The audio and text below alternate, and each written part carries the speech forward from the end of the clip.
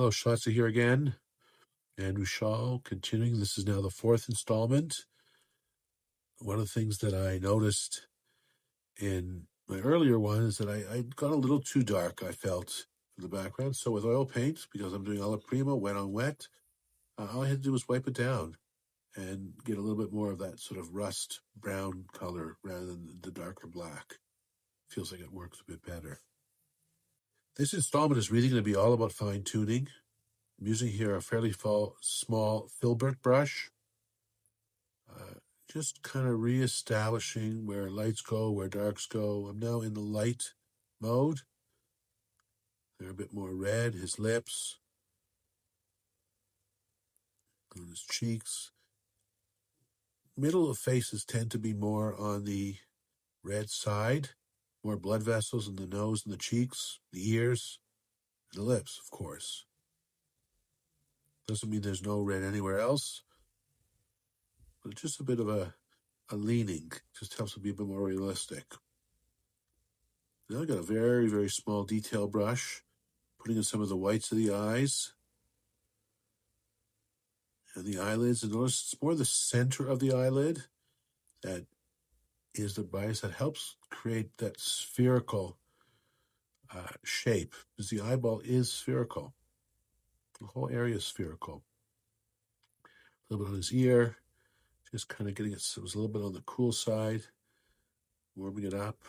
His upper lip, trying to work. He has a very distinctive mouth. I know I'm going to have more work on that. Back to his eyes. Now getting some of the lines in his forehead.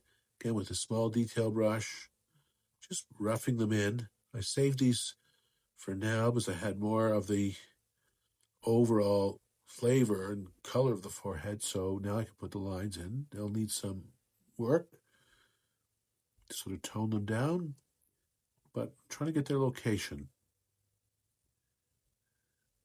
Cooling things off a little bit in areas that are away from the light, that are in shadow.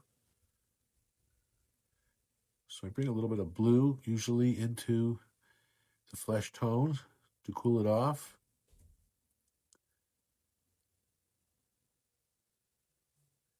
I turn it sideways here, just help me see things better, see how things line up. I want his eyes to be on the same plane and to be parallel with the bottom of the nose and the mouth. And by turning it sideways, it just helped me see it a bit better, a bit of a different perspective. Very short, obviously, turned it right back. I feel it's starting to take more shape and get a little more resemblance to Adam Sandler. It's a back and forth of lightening something up and then darkening it, making something bigger, then making it smaller. So I'm constantly modifying. I have to put some paint down to sort of see where it's at. I take a risk. I put some paint down where I think it goes. And if it's not quite right, I'm very able and willing and comfortable with changing it. As I've said before, I see these paintings as a series of consecutive approximations.